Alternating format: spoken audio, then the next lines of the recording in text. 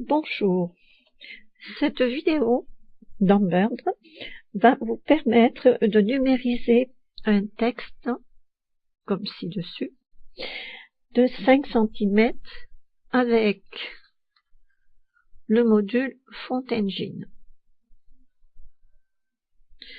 Pour cela, il est important de bien choisir sa police de caractères.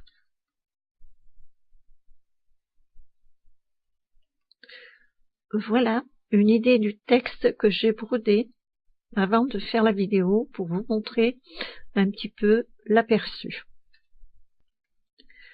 Vous verrez également que je brode toujours en hors cadre et que je détermine les contours de mon lettrage pour ne pas que ça bouge. Il est évident que je mets de l'intissé en dessous. Donc maintenant, nous allons cliquer sur Font Engine et nous allons, en cliquant côté gauche de la souris, rechercher la police de caractère de notre choix. Donc ici sur le menu déroulant, donc vous faites descendre le curseur.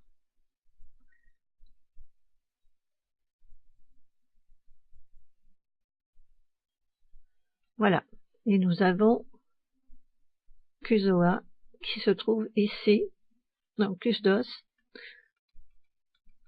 Et moi je veux. Donc voilà, ici j'ai trouvé mon Cosua. Si je vais sur mon menu déroulant, donc là, voilà, c'est celui que je vous ai annoncé tout à l'heure, PR6NR, et je vais cliquer sur OK. Donc ici, je vais aller dans Propriétés. Étant donné que nous voulons un lettrage qui ne s'abîme pas au frottement, etc., et qu'il est assez grand, je vais opter pour un remplissage complet. Ensuite, je vais déterminer la taille. Alors là, je vais dire que je veux 5 cm. Donc en cliquant en côté gauche, plusieurs fois jusqu'à arriver à 5 cm. Ou également, vous pouvez cliquer ici et avoir une barre donc, qui va s'afficher, où vous pourrez mettre les 5 cm également. Voilà, et je vais enlever donc le 4 puisque je ne veux que 5 cm. Ici, je vais aller cliquer côté gauche de la souris sur Paramètres. Et là, je vais cliquer sur Remplissage uni. Donc je vais appuyer là-dessus et je vais chercher Random.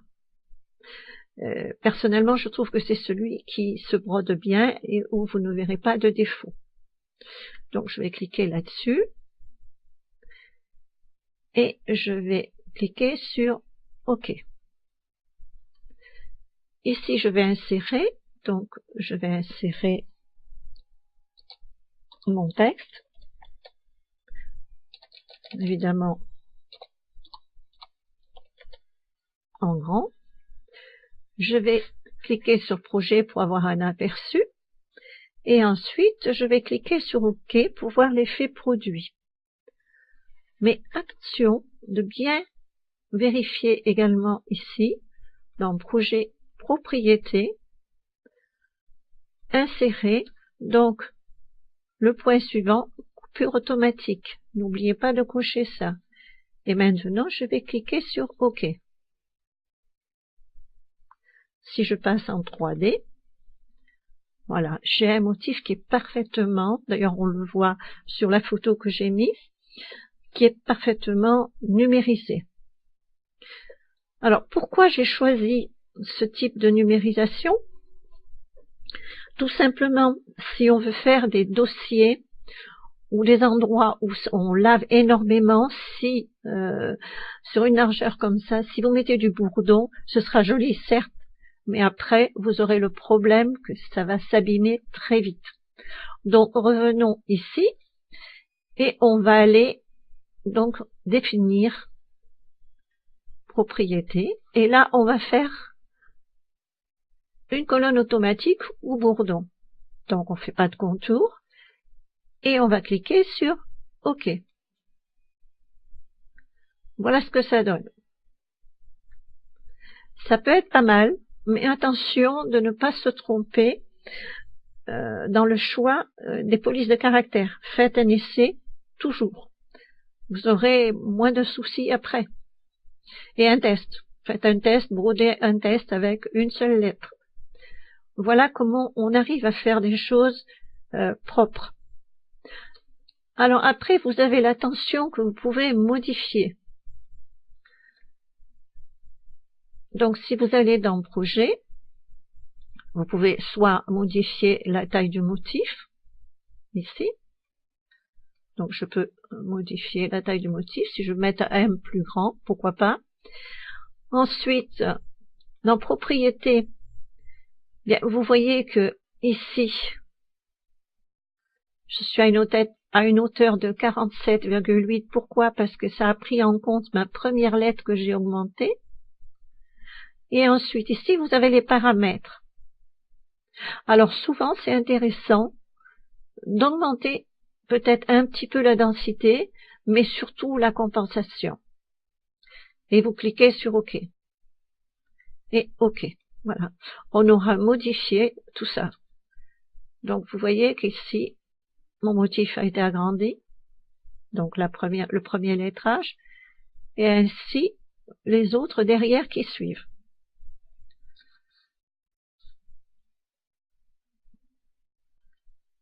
N'oubliez pas également de centrer votre motif, ça c'est important. Après, vous pouvez rajouter des motifs sur votre texte. Alors pour ajouter un motif à notre texte ou notre prénom, nous allons cliquer sur Fichier, côté gauche de la souris, Lier, et là, nous allons chercher en formation en Bird. Donc, je vais aller chercher ma fleur et je vais cliquer sur OK.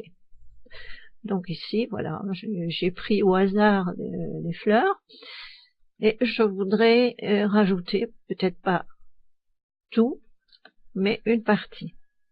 Pour cela, je vais agrandir un petit peu et je vais récupérer. Donc, grâce au lasso, je vais cliquer sur côté gauche et je vais, clic gauche toujours, faire le contour du motif que je veux récupérer. Clic gauche et vous cliquez 2 fois. Et là, je fais séparer. Donc ici, j'ai mes motifs dont j'ai pas besoin, que je vais sortir de là. Et là, je vais pouvoir rapprocher